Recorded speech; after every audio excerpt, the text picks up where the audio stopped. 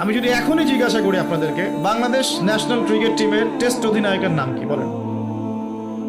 মাশাআল্লাহ। বলেন টি-20 ক্যাপ্টেনের নাম কি? ওডিআই ক্যাপ্টেন কে? আর্জেন্টিনার 3 জন প্লেয়ারের নাম বলতে পারবেন? ব্রাজিলের 5 জন প্লেয়ারের নাম বলতে পারবেন? বাংলাদেশের ফিল্ম ইন্ডাস্ট্রির 10 জন নায়কের নাম বলতে পারবেন? বলিউডের 10 জন মহিলার নাম বলতে পারবেন? মহিলা বললাম কারণ বাইরে এদেরকে দেখলে মেয়ে মনে হয়, কিন্তু ভিতরে এরা মহিলা। আপনার কাছে মনে হয় যে মেয়ে, আসলে কিন্তু এরা মহিলা। উপরে যেটা আছে এটা মেকআপ, ঠিক আছে? একটা জোক আছে যে বিয়ের সময় মেয়ে এমন মেকআপ করেছে যে বাসর রাত্রে জামাই আর মেয়েকে চিনতে পারছে না, কারণ সে মুখ ধুয়ে আসছে।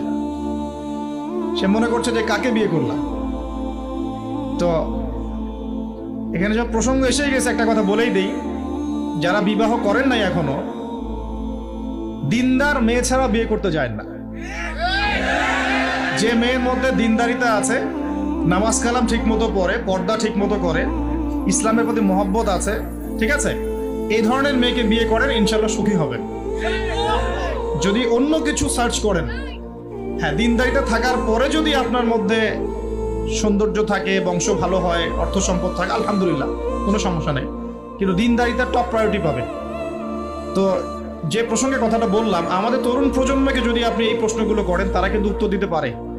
কিন্তু এখন যদি আমি জিজ্ঞাসা করি যে জান্নাতের সুসংবাদ পেয়েছেন এই দুনিয়ার 10 জন সাহাবী, জীবদ্দশাতেই, বেঁচে থাকতেই জান্নাতের সার্টিফিকেট পেয়ে গেছেন, এমন 10 জন সাহাবীর নাম বলুন। পারবেন কি কেউ? কয়জন পারবেন? আমি যদি বলি 4 খলিফার জন্ম মৃত্যু বলেন, পারবেন কি? আপনি হানাফি মাযহাব অনুসরণ করেন না?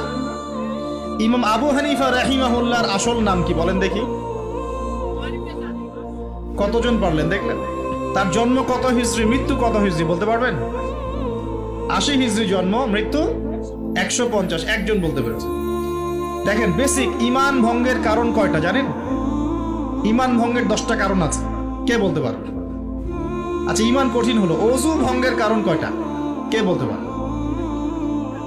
ফরজ গোসলের নিয়ম কানুন।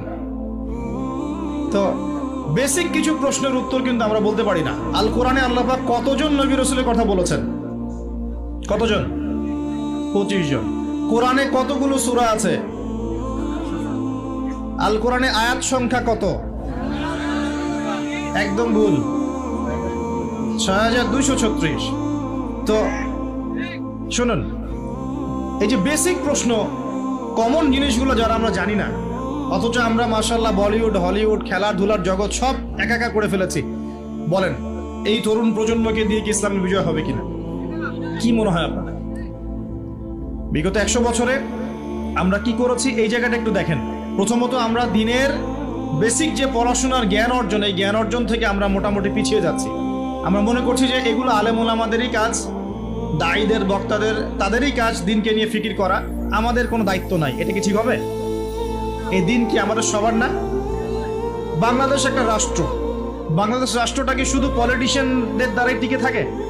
এখানে সাধারণ জনগণ আছে, পুলিশ প্রশাসন আছে, যুবক যুবতী আছে, শিশুরা আছে, বিভিন্ন অর্থনৈতিক সেক্টরে মানুষ আছে, ফাইন্যান্সের ক্ষেত্রে মানুষ আছে, মিলস, ইন্ডাস্ট্রিজ, ফ্যাক্টরিজ আছে, অনেক কিছু আছে। সবকিছু মিলেই কি একটা জাতি না? এখন যদি মনে একটা অংশের মানুষ দায়িত্ব ছেড়ে দেয়, শুধু প্রশাসন বলে যে আমরা দায়িত্ব পালন করবো না, আপনারা বোঝেন, তাহলে এই পুরো দেশের সিস্টেমটা কলাপস করবে না? শুধু ব্যাংকিং সিস্টেমের মানুষরা যদি বলে আমরা আর ব্যাংক ট্যাঙ্ক চালাবো না, আপনারা চালান, যা করেন করেন, এই দেশের ইকোনমিক সেকশনটা কলাপস করবে না? যদি ব্যবসায়ী